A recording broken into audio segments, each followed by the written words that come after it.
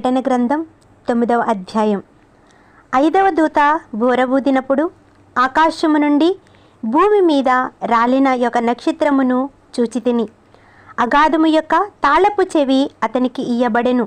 అతడు అగాధము తెరవగా పెద్ద కొలిమిలో నుండి లేచు పొగ వంటి పొగ అగాధములో నుండి లేచెను.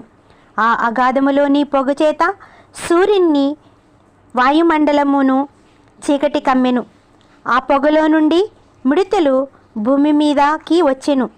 భూమిలో ఉండు తేళ్లకు బలమున్నట్లు వాటికి బలము ఇయ్యబడెను. మరియు నొసలయందు దేవుని ముద్రలేని మనుషులకే తప్ప భూమిపైనున్న గడ్డికైనను ఏ మొక్కకైనను మరి ఏ వృక్షముకైనను హాని కలుగ చేయకూడదని వాటికి ఆజ్ఞ ఇయ్యబడెను. మరియు వారిని చంపుటకు అధికారము ఇయ్యబడలేదు, కానీ 5వ నెల వరకు బాధించుటకు వాటికి అధికారము ఇయ్యబడెను. వాటి వలన కలుగు బాధ తేలు మనుష్యుని కుట్టినప్పటి నుండు బాధ వలె ఉండును.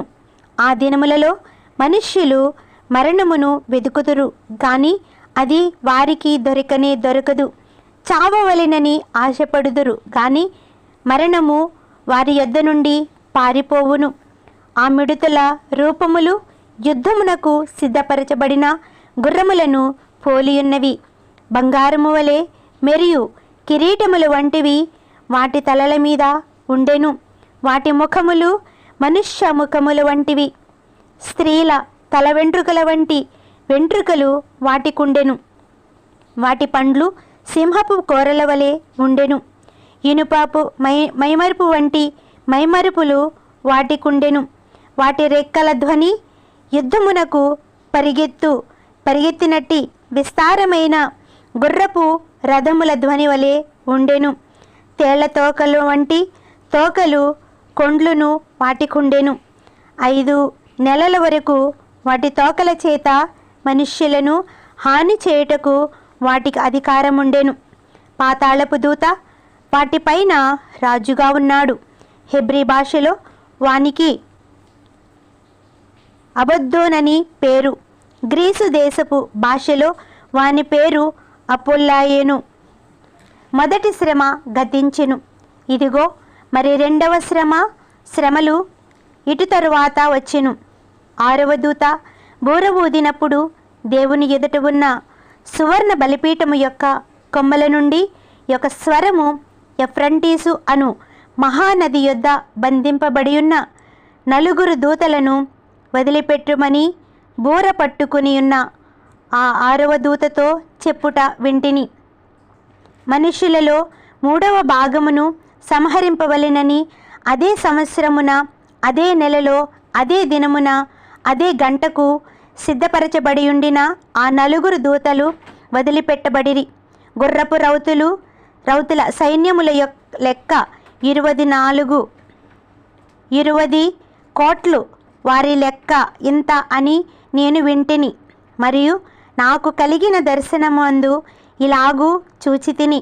ఆ గుర్రములను వాటి మీద కూర్చుండి ఉన్న వారికిని నిప్పుల వలె ఎరుపు వర్ణపు నీలవర్ణము గంధవర్గములు మైమరుపులు నుండెను. ఆ గుర్రముల తలలు సింహపు తలల వంటివి. వాటి నొసళ్ళ నుండి అగ్ని వాటి నోళ్లల్లో నుండి అగ్ని ధూమగంధకములు బయలువెడలుచుండెను. ఈ 3 దెబ్బల చేత అనగా వీటి నోళ్లల్లో నుండి బయలువెడలుచున్న అగ్ని ధూప గంధకముల చేత మనుష్యులలో 3వ భాగము చంపబడెను.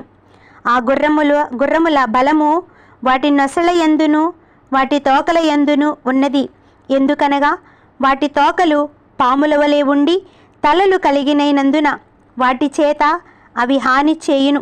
ఈ దెబ్బల చేత చావక మిగిలిన జనులు దెయ్యములను చూడని వినను నడువని శక్తి లేనివై బంగారు వెండి కంచు రాయి కర్రలతో చేయబడిన తమ హస్తకృతములైన విగ్రహములను పూజింపకుండా విడిచిపెట్టినట్లు మారు మనస్సు పొందలేదు. మరియు తాము చేయుచున్న నరహత్యలను మాయామంత్రములను జారచోరత్వములను చేయకుండానట్లు వారు మారు మనస్సు పొందినవారు కారు.